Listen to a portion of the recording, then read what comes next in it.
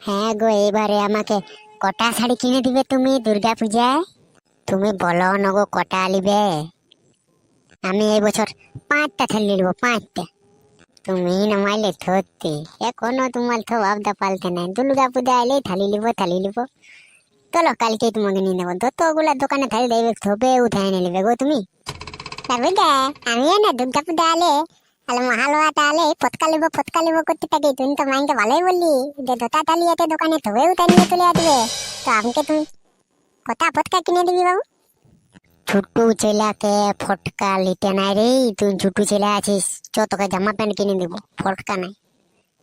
ও তা তো বাবু আমি শুনবো নাই গো, মহালয়া পথে আর ফটকা কিনে দিবি না, এটা কোনো গল্পর মধ্যে গল্প হলো নাই।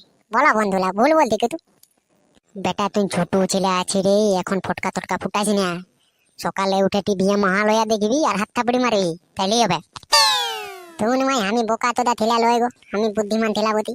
তোলা কিনে দিবি না সেটা বল, আর না কি বলতি বল, আর না তো আমি আলাদা ব্যবস্থা করবো। কে ফটকা ফুটাবি রে? ও তাই ভাবতে ঠিলি দাদু যে তুমি কখন পেছন দিলে এনতিলিতে মারবে আর আমার ফটকা কিনাটা ক্যান্সেল করবে। তবে দাদু এটাও জানে রাখো যে ফটকা যদি কিনতে না দিয়ে তো তাহলে এ বোতল কিন্তু আমি বাঁধ করে দেবো। আমার বহুত লাগাতে 3 বোতল ফটকা কিনতে পারে না বল পুলাটা জন্য আমার। এই বলে না কোলা কোলা তুমি বাবুকে, তা বলে দেখ ছোট ছেলেকে ফটকা ফুটাইতে নাই, তোকে ভরে উঠান দিব, উঠবি আর উঠে নিয়ে মহালয়া দেখবি কেমন মহিষাসুরকে বধ করছে, ওটা দেখবি, বুঝলি? ছোট ছেলেকে ওরকম করতে নাই রে, ছোট ছেলেকে ঘরেই থাকতে হয়। ও তা তো আমি শুনবো না দাদু, আমি তো আগে বললি তো লাট বাল বলতে কিনতে দিবি না বল।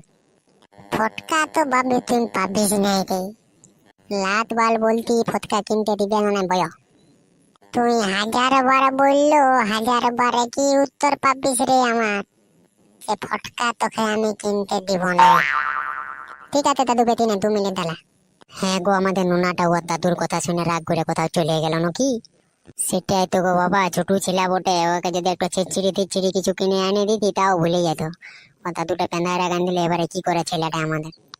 ঠিক আছে বাবু, আর ঠিক আছে দাদু, আমার দরকার নাই ফচকাই, আমার ফচকার দরকার নাই। এই তো ফচকা পাই গেছি, ঘরে গেটটা খুলে নিয়ে পাই গেছি, এবার দাঁড়িয়ে নিয়ে হজ গান দিব। আর কোন দিনটা হজ যাবো বলি, ঘর তালে ভিতর চাই, আজ ওই বাইরে যাবো দেখবি ফচকা খাবো দেখবি তোরা। হ্যাঁ রে বাপ, ওরকম করিস না।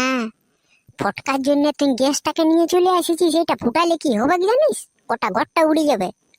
তো তোয়া যদি আমাকে মহালয়ার দিন বলি ফচকা কিনতে হবো নাই, ঘরে বসে তোয়া শুধু মহালয়া দেখতে বলবি ভিড়ে, আমি ছুঁয়েই হবো। যদি না ফচকা কিনে দিবি তাই এটা ঘরে ভিজয়ে ফুটবে।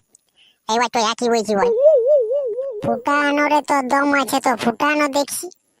এইরকমে ফুটাবো গেছু, তুই কি হ্যাঁকে বোকা পাইছি যে আমি এইরকমে ঘরটার ভিতরে ফুটাবো? তোকে ঘরটার ভিতরে ঢুকাবো আর চপারটা লাগাই নিব ভিতরটাই, তারপরে আমি যাবো আগুনটা। যেমন গেটটা উড়ার সময় তুও উড়ে যায়।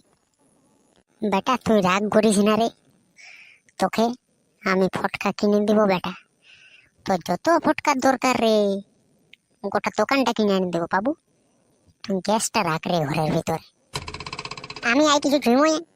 আমার যা বলে আমি বলে দিয়েছি, আমি এটাই বুঝাবো, আমার ফটকার দরকার নাই। না বাবু, তুই ভালো ছেলে বটে রে, তুই ওরকম করিস না। তোকে ফটকা কিনে দিবে তোর বাপে, তোর দাদুর কথা ছাড়, তোর দাদু খেপা বলে। আরে বাপ, ওরকম করিস না, তোকে আমি বাপ বলছি, তুই ওটা রাখ। তোকে ফটকা আমি কিনে দেবো, আমি যাবো তোর কাছে ফটকা কিনবো মানে।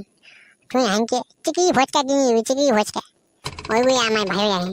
আর বলবি যে দেয়াল চাই, ঘষে ঘষে ফুটা দেখবি আওয়াজ করবে, ওটা আমার হাতটা ছুঁয়াই যাবে, দরকার নেই।